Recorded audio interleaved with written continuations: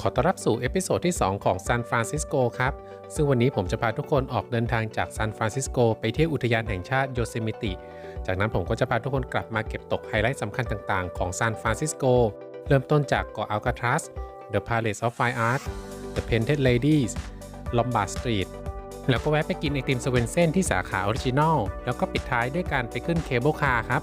ไปเที่ยวกันต่อเลยครับตอนนี้ผมก็อยู่บนรถบัสที่จะนำผมจากซานฟรานซิสโกไปยังอุทยานแห่งชาติโยเซมิติครับต้องบอกก่อนครับว่าการเดินทางไปอุทยานแห่งชาติโยเซมิติและที่เที่ยวบางแห่งใน EP นี้เป็นการเดินทางตั้งแต่เดือนเมษายนปี 2023 ซึ่งผมเอามาใส่ในวิดีโอในทริปนี้ด้วยเพื่อให้เป็นข้อมูลสำหรับการเดินทางมาเที่ยวซานฟรานซิสโกที่สมบูรณ์ครับรถบัสออกเดินทางจากยูเนียนสแควร์ไปที่อุทยานแห่งชาติโยเซมิติใช้เวลาเดินทางประมาณ 4 ชั่วโมงครึ่งครับระหว่างทางเขาก็จะมีจอดแวะถ่ายรูปที่น้ำตก The Cascades ครับ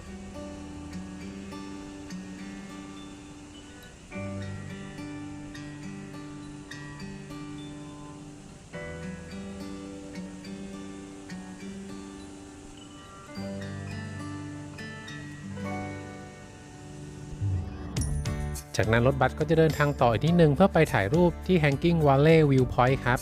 ซึ่งตรงนี้จะเป็นจุดที่สามารถถ่ายรูปกลางหุบเขาโดยรอบครับ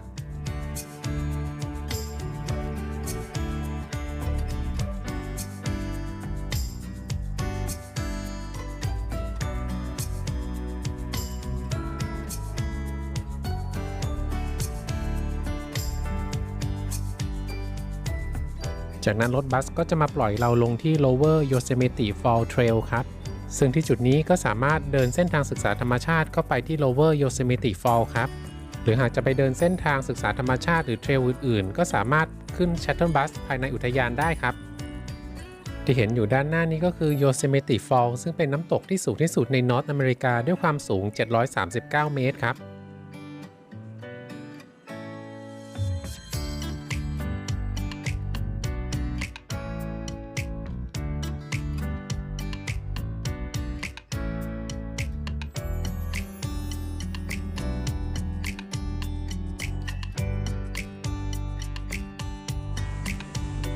เดินเข้ามาข้างในก็จะเป็นชั้นล่างของน้ำตกที่ไหลลงมากระทบพื้นแล้วก็ไหลต่อเป็นลำธารครับ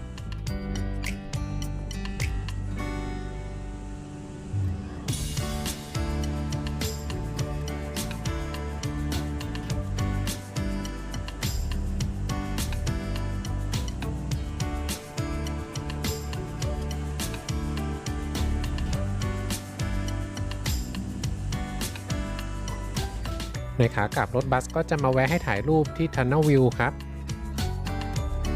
การเดินทางไปเที่ยวอุทยานแห่งชาติโยเซมิติจะใช้เวลาทั้งวันครับรถบัสจะออกจากซานฟรานซิสโกประมาณ 6 โมงเช้าแล้วก็กลับมาถึงซานฟรานซิสโกประมาณ 4 ทุ่มครับ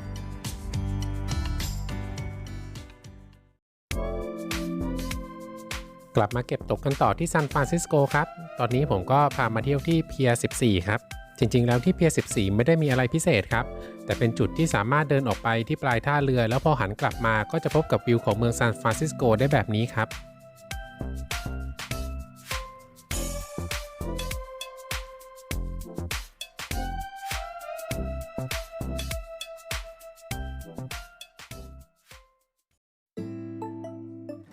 ถัดมาผมก็จะพาทุกคนไปตามรอยหนังเรื่อง The Rock ที่เกาะอัลคาทรัสครับซึ่งการเดินทางไปที่เกาะอัลคาทรัสก็สามารถซื้อตั๋วเรือได้จากอัลคาทรัสซิตี้ครูซแล้วก็มาขึ้นเรือที่อัลคาทรัสแลนดิ้งเพียร์ 33 ครับ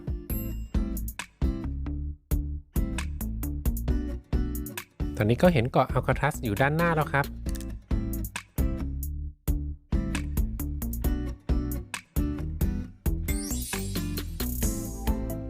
เดี๋ยวพอขึ้นไปบนเกาะก็จะมีเจ้าหน้าที่ให้ข้อมูลคร่าวๆเกี่ยวกับเกาะอัลคาทรัสครับที่เห็นสีที่พ่นว่า Indians Welcome และ Indian Land ก็เกิดจากการที่มีกลุ่มนักเคลื่อนไหวชาวอเมริกันพื้นเมืองที่เรียกตัวเองว่า Indians for All Tribes ขึ้นมายึดเกาะอัลคาทรัสในปี 1969 ถึง 1971 ครับหลังจากฟังเจ้าหน้าที่บรรยายเสร็จแล้วก็สามารถเดินขึ้นไปที่เซลล์เฮาส์ได้เลยครับ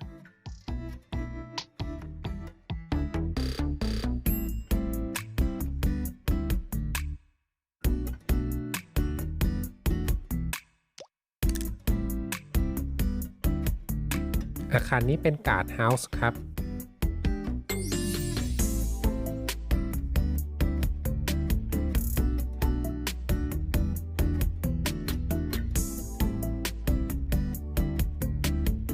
รงนี้ก็คือ Water Tower ส่วนที่มีปล่องควันอันนั้นเป็น Power House ครับพอเข้ามาใน Cell House แล้วก็จะมาต่อแถวรับหูฟัง Audio Tour ที่ห้องอาบน้ำครับจากนั้นก็จะเข้าไปในส่วนของห้องขังแล้วครับห้องขังก็จะแบ่งเป็นแถวหนึ่งก็จะมี3ชั้นครับ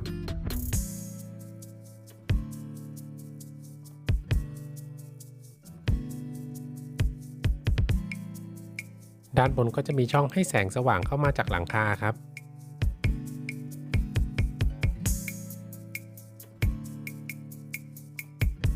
ในห้องขังแต่ละห้องก็จะมีเตียงมีอ่างล้างหน้ามีโถส้วมแล้วก็มีโต๊ะเล็กๆครับ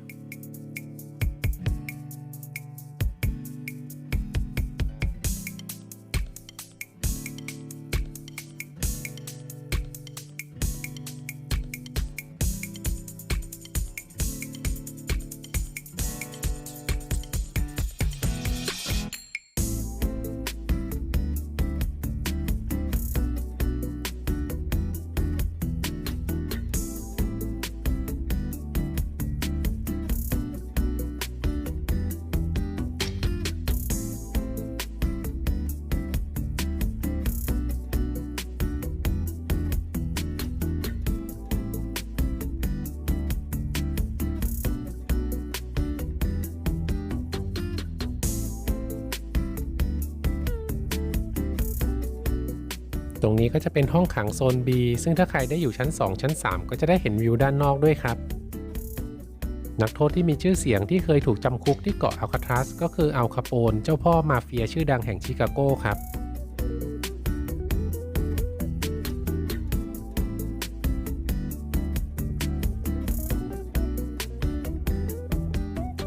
ถัดมาจะเป็นส่วนของห้องสมุดครับ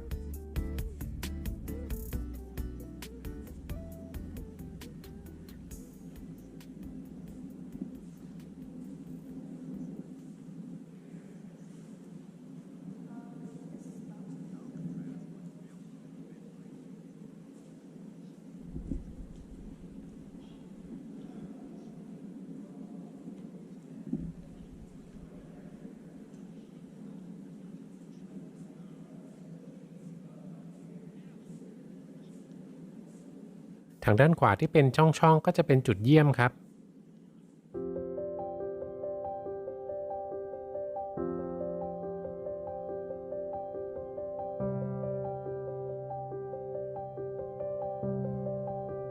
ที่ด้านหลังของจุดเยี่ยมก็จะเป็นห้องกระจกของผู้คุมครับ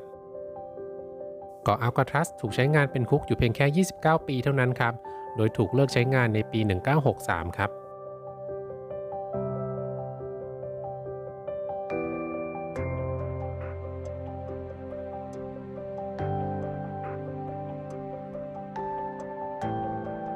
พอออกมาจากคุกแล้วก็จะพบกับวิวที่สวยงามของเมืองซานฟรานซิสโกที่อยู่ฝั่งตรงข้ามครับ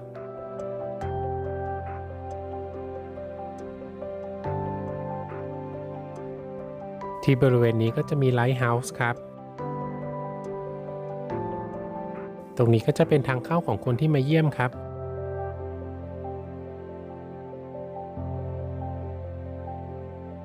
อันนี้ก็เป็นตารางเรือขากลับครับหอนี้ก็เป็นการ์ดทาวเวอร์ครับ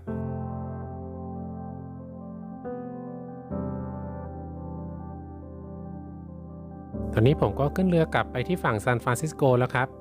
พอมาถึงฝั่งแล้วก็จะเห็นคอยทาวเวอร์อยู่ด้านบนครับพาไปเที่ยวกันต่อที่ The Palace of Fine Arts ครับ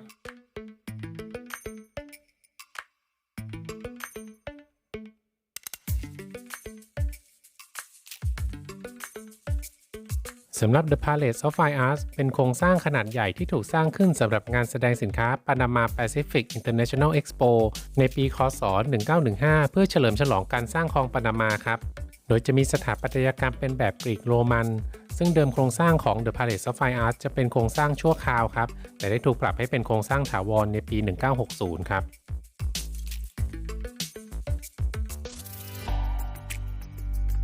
เดี๋ยวผมก็จะพาเดินชมภายในและก็รอบๆของ The Palace of Fine Arts ครับ ต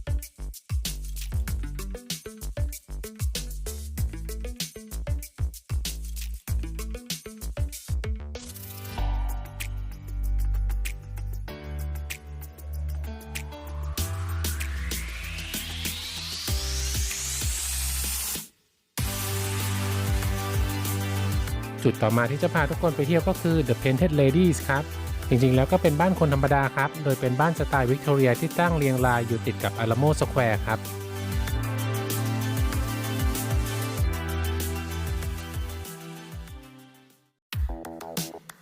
อีกจุดหนึ่งที่เป็นไฮไลท์ของซานฟรานซิสโกก็คือลอมบาร์ดสตรีทครับซึ่งเป็นถนนสั้นๆที่คดไปคดมาถึง8ขดเพื่อลดความลาดชันของถนนสร้างขึ้นในปีคศ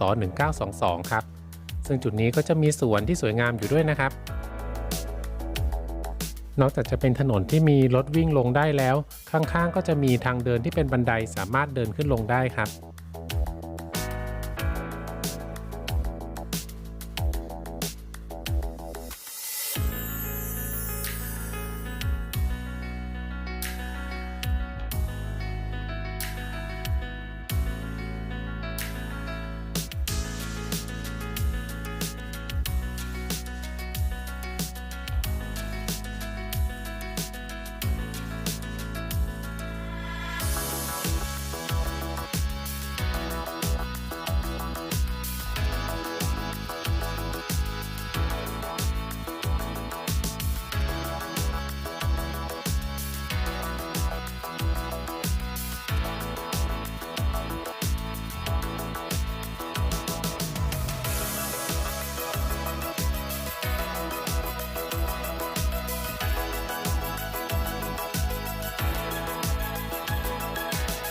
จากลอมบาร์ดสตรีทก็สามารถเดินไปประมาณ300เมตรไปที่ร้านไอติมสเวนเซนที่เป็นร้านออริจินอลครับซึ่งที่ร้านออริจินอลนี้ก็จะแตกต่างกับที่เรากินไอติมสเวนเซนที่ประเทศไทยครับเพราะเป็นร้านเล็กๆแล้วก็มีคนขายแค่คนเดียวครับแล้วก็ไม่มีที่นั่งกินด้านในร้านด้วยครับซึ่งสเวนเซนที่อเมริกาก็มีแค่ร้านนี้ร้านเดียวเท่านั้นครับก่อนที่จะพาทุกคนไปขึ้นเคเบิลคาร์ที่มีชื่อเสียงของซานฟรานซิสโกผมก็จะพาทุกคนมาแวะที่เคเบิลคาร์มิวเซียมก่อนครับก็เพื่อจะได้รู้ถึงการทำงานของเคเบิลคาร์ซึ่งบางคนอาจจะสงสัยว่าไม่เห็นมีสายเคเบิลเลยแต่ทำไมเรียกว่าเคเบิลคาร์จริงๆแล้วมันมีสายเคเบิลอยู่ครับแต่มันอยู่ใต้ถนนซึ่งเคเบิลคาร์มิวเซียมตรงนี้ก็เป็นที่ตั้งของ Power House ซึ่งก็จะมีมอเตอร์ที่ขับเคลื่อนสายเคเบิลของทุกสายในซานฟรานซิสโกครับ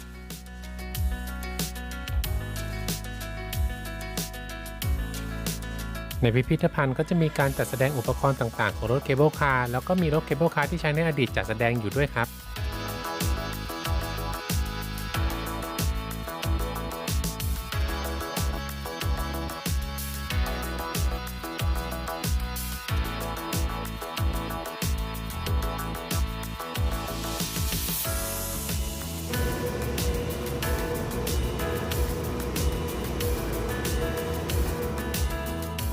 ตอนนี้ก็ได้เวลาไปขึ้นรถเคเบิลคาร์จริงๆแล้วครับสำหรับสายแรกที่พามาขึ้นก็จะเป็นสายแคลิฟอร์เนียสตรีทซึ่งก็เป็นสายที่วิ่งไปตามถนนแคลิฟอร์เนียสตรีทครับโดยสายนี้ก็จะขึ้นลงเนินเขาเป็นแนวตรงไปตลอดทางซึ่งก็จะผ่านย่านไชน่าทาวน์ด้วยครับผมก็นั่งเคเบิลคาร์เล่นแบบไปแล้วก็กลับเลยครับซึ่งผมก็แนะนำให้ซื้อตั๋วในแอป Muni Mobile แบบ Day Pass ที่รวมเคเบิลคาร์ด้วยนะครับเพราะว่าค่าโดยสารเคเบิลคาร์ถ้าจ่ายแบบรายเที่ยวก็จะอยู่ที่$8ต่อเที่ยวนะครับไปกลับก็$16แล้วแต่ Day Pass ที่รวมเคเบิลคาร์แล้วก็บริการอื่นๆด้วยก็อยู่ที่$14เท่านั้นครับ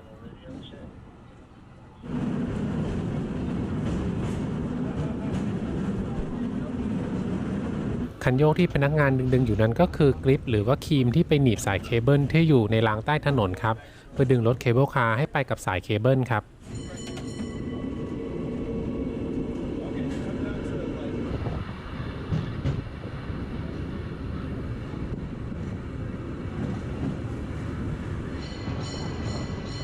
ตอนนี้ก็เป็นขากลับไปที่ Market Street ครับ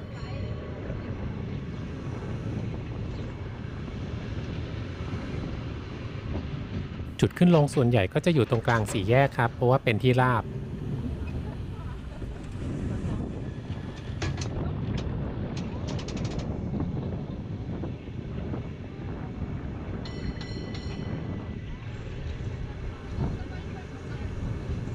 ด้านหน้าที่เห็นนี้ก็คือไชน่าทาวน์ครับ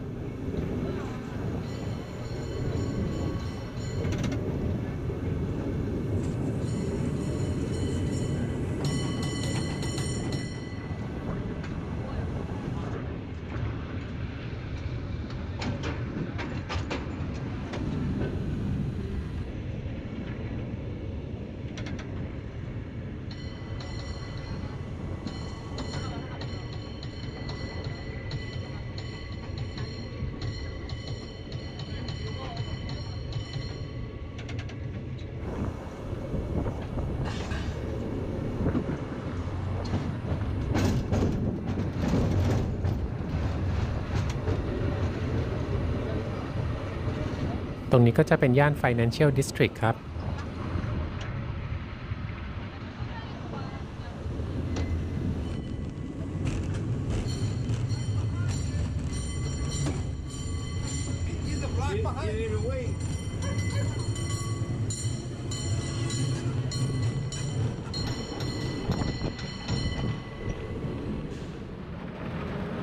ซานฟรานซิสโกเคเบิลคาร์ก็จะมีอีก2สายครับซึ่งจะมีต้นสายที่เดียวกันตรงมาร์เก็ตกับโพเวลสตรีทครับ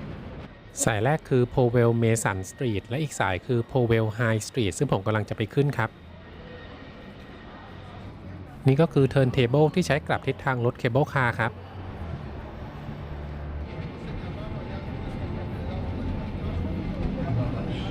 ที่เทิร์นเทเบิลที่โพเวลกับมาร์เก็ตสตรีทนี้ก็จะเป็นจุดเริ่มต้นของทั้ง2สายเวลาขึ้นก็จะต้องดูป้ายที่ตัวรถด้วยครับ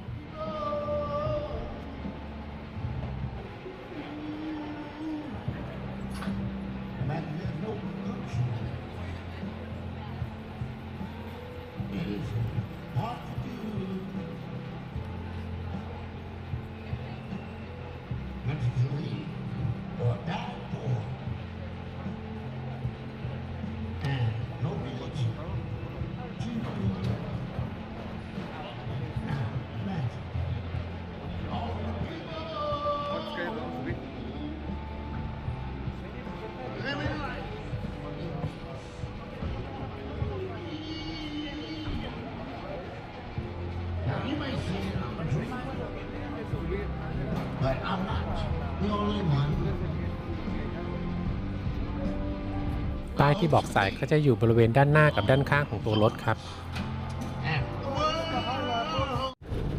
การโดยสารก็สามารถเลือกที่จะนั่งด้านในนั่งด้านนอกหรือจะยืนโหนก็ได้ครับ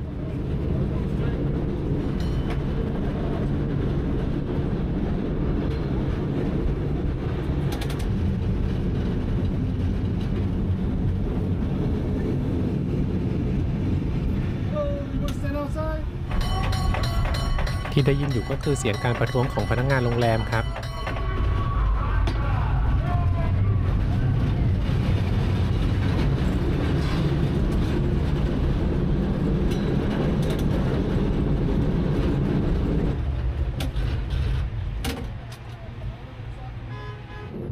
นี่ก็ให้ทุกคนได้เห็นถึงความชันของถนนครับก็เป็นที่มาถึงว่าทำไมที่ซานฟรานซิสโกถึงต้องใช้ระบบเคเบิลคาร์ครับ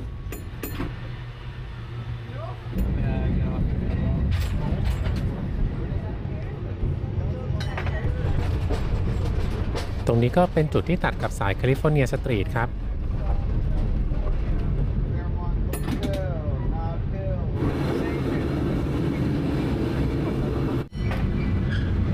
การนั่งเคเบิลคาร์เสียวสุดผมว่าจะเป็นตอนที่ลงเนินมาแล้วโค้งหักศอกครับเพราะมันจะเหวี่ยงมากเลยครับ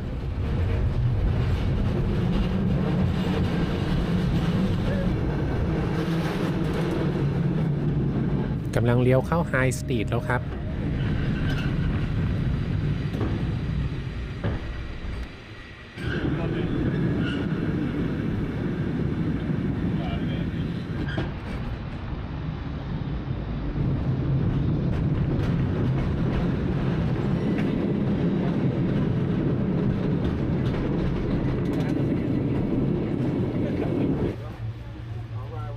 สายนี้ก็จะผ่านลอมบาร์ดสตรีทด้วยครับ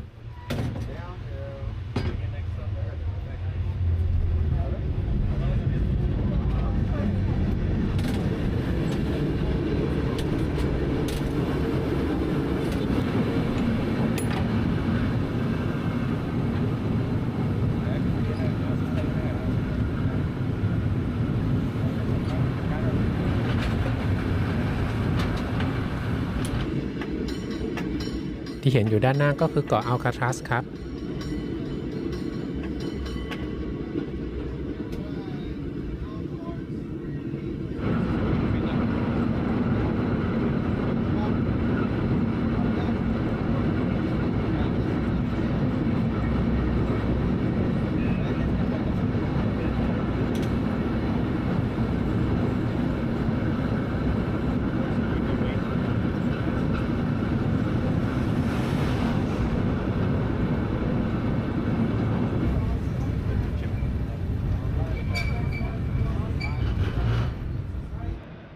เบิลคาร์สายนี้จะมาสิ้นสุดที่ High Street Pier ตรง Maritime Garden ใกล้ๆกับ Ghirardelli Square ด้วยครับ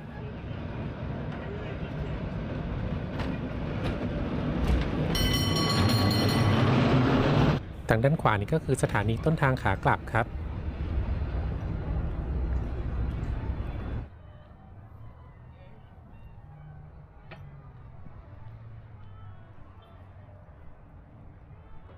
เดี๋ยวผมจะเดินลงไปที่ชายหาดอัลควาติกโคฟครับ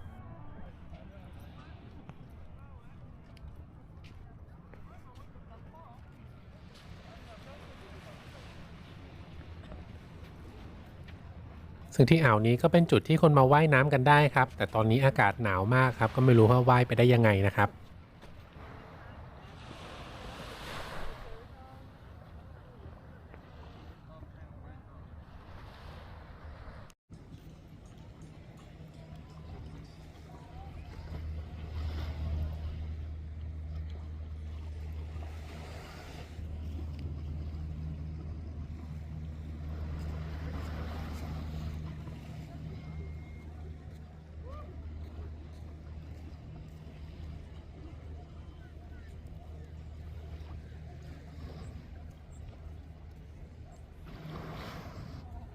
ตรงนี้ก็เป็น Ghirardelli Square ครับ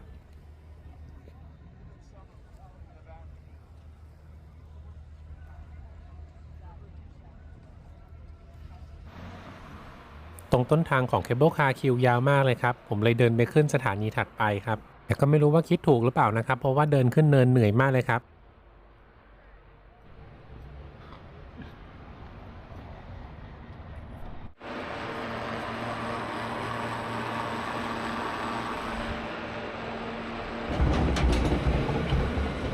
มายืนรอเพื่อขึ้นเคเบิลคาร์ตรงนี้ครับ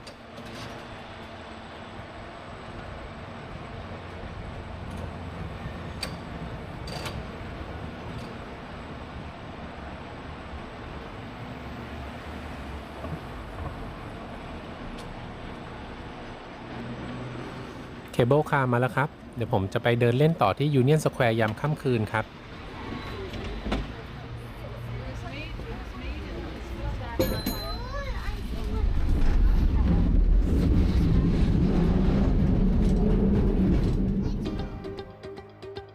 แวะมาถ่ายความสวยงามของต้นคริสต์มาสแล้วก็มาดูสีสันยามค่ำคืนของยูเนียนสแควร์ครับ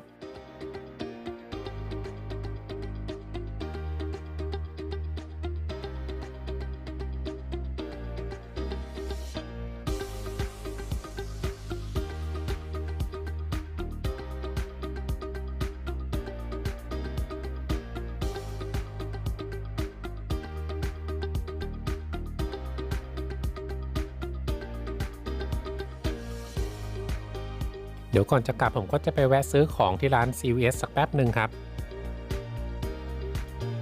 จากที่เคยเล่าให้ฟังใน EP ที่แล้วที่ซานฟรานซิสโกก็มีปัญหาในเรื่องของการเข้ามาปล้นของในร้านค้าครับนั่นก็เลยทำให้ร้านค้าต่างๆหรือแม้แต่ร้าน CVS หรือ Walgreens ก็ต้องล็อกทุกอย่างไว้ในตู้ครับแม้แต่ช็อกโกแลตยาต่างๆเครื่องดื่มขนมขบเคี้ยวทุกอย่างจะอยู่ในตู้ล็อกกุญแจไว้หมดครับซึ่งถ้าอยากได้อะไรก็ต้องกดปุ่มแล้วยืนรอพนักงานให้มาเปิดครับ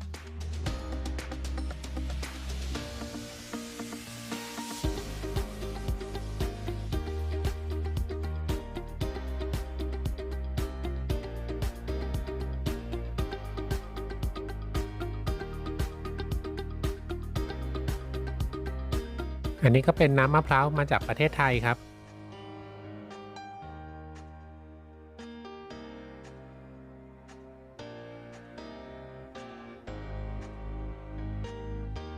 สำหรับวันพรุ่งนี้ผมก็จะเดินทางกลับกรุงเทพแล้วครับผมก็จะเดินทางกลับด้วยสายการบินโคเรียนแอร์จากซานฟรานซิสโกแล้วก็ไปแวะเปลี่ยนเครื่องที่โซลอินชอนครับและจากนั้นก็บินต่อเข้ากรุงเทพครับยังไงก็รอติดตามตอนต่อไปนะครับ